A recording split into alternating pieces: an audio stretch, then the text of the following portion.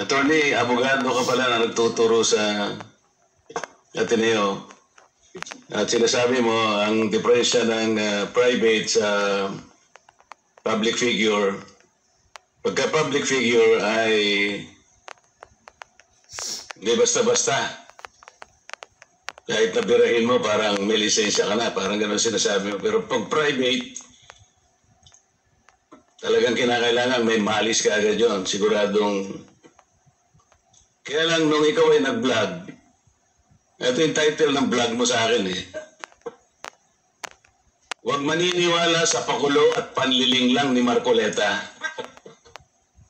Ano ang panliling lang ko, attorney? Public figure ako, pero kailangan malaman ko, sapagkat dito lang may malis ka na eh.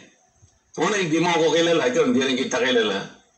Pero dito lang the title na title pa lang. Huwag maniniwala sa pakulo at panlilin lang ni Marcoleta. Attorney, kahit kailan wala akong nilinlang na mamamayan ng Pilipinas. Wala kang karapatan na akusahan mo ako ng ganito. Kung ang pinag-uusapan ay gusto mo lang ma-informahan ang mga nagpa-follow sa iyo kung sino-sinong maraming nagpa-follow. Pwede mo ba sagutin ito muna?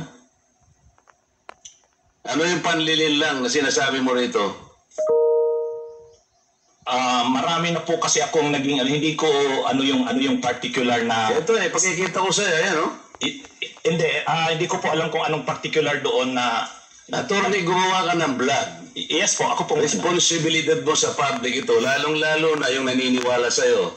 Hindi ko maniwala kung paano mo silang napaniwala. Pero itong sinabi mong ito, may pakulo ako at panlilin lang. Ito yung sagutin mo, hindi ako naniniwala hindi mo naalala ito. Mr. Chair? Mr. Chair? Go ahead. Actually po, doon yata yan sa rally ng Iglesia ni Cristo na naging subject din ako po ng programa ninyo sa yung dalawang pong kasama Honorable Congressman Marcoleta. Ako po yung naging subject nyo doon ni Saganang Mamamayan. Kasi ako yung nag-comment na sabi ko, dapat yung Iglesia ni Cristo kung talagang malaki yung mobilization nila, doon nila gawin sa Luneta, huwag sa Liwasan. Yun yung kasi, pag sa Liwasan... Huwag mong nililihi sa usapan, ano? Pinag-usapan yung panlilin lang na sinasabi mo at pakulo. Walang kinalaman yung rally ng INC dito. Doon ko po kita, Honorable Congressman... Anong panlilin lang ginawa ko doon sa rally? Yung po yatang speech nyo doon sa speech. Yata. Kailangan siguruhin mo. Nagsalita ako doon. Anong parte ng speech ko? Ang nilinlang ko ang mamamayang Pilipino. Honorable Congressman Marco, yung reaction ko po yata yung speech nyo po doon sa ano nga? Kung alam mo yung speech ko, ano yung panlilinlang doon? Tingnan ko po dito sa ano ko kung ano yung... Ang dami ko na po kasi naging content tungkol po. Hindi ganun. Ako kapag ka sinabi ko, alam ko ang pinagbabasihan ko. Kahit matagal na yon, maaalala ko. Pag nilinlang ako ng isang tao, alam ko. Problema sa inyo, hindi ko nilalat ang vloggers, ano? Ako, hindi ko minamasama yung vlogs. Yan ay part ng ating free speech. Expression. At yan ay ginagaranti ng ating saligang batas.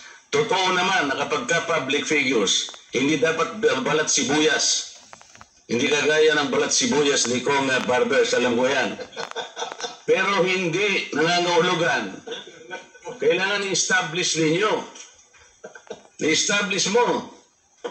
Ikaw ay abogado pa rin, kagaya na sinasabi mo, nagtuturo ka pa sa isang reputableng institusyon. At pagkatapos, tinatanong ko lang ngayon, ikaw ang nagbablog,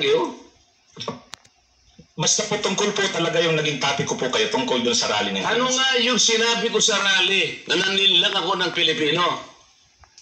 Wala ka man lang maisip? Ito yung uri mo na hindi kailangan talagang nagbablog Nami-mislead mo yung mga tao, nililin lang mo yung mga tao. Ang dahilan ay hindi mo man lang masabi kung ano yung aking mga panlilin lang na sinasabi mo rito. Pakulo at panlilin lang. Hindi ganyan yung mga vloggers na kilala ko. Yung mga vloggers umaatake rin sa akin, pero hindi ako balat sibuyas sapagkat may basihan ang kanilang sinasabi. Yung pinag-uusapan siguro namin dito. Gusto lang niyang tingnan siguro. kung ano yung mga seats ng mga aming pinag-uusapan dito. Hindi ako balat sibuyas, pero ito, wala akong makitang panlil lang na ginawa ko sa ating mamamayan. Ikaw, ang lakas ng loob mo na mag-vlog. Abogado ka pa naman. O ano?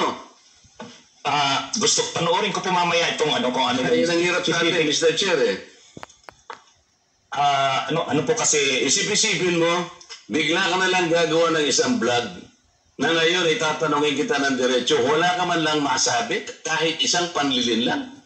At inaakala mo, baka sakaling doon sa rally. Ibig mo sabihin, naharap ako sa rally pagkalakilay para manlilang lang ako ng mamamayang Pilipino?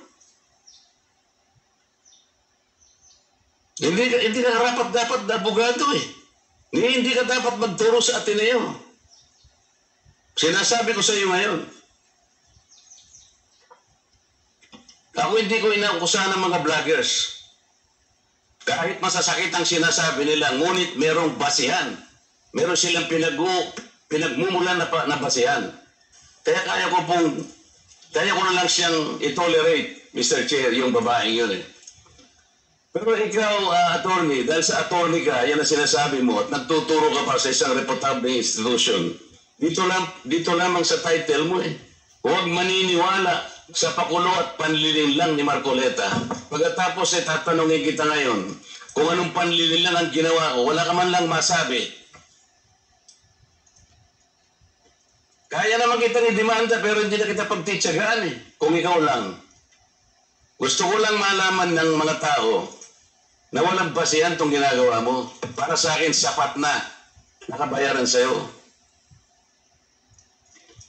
O total, hindi na siya makakibo, Mr. Chair. Tatigilan ko na siya. And with that, Congressman Marcoleta, that will serve as your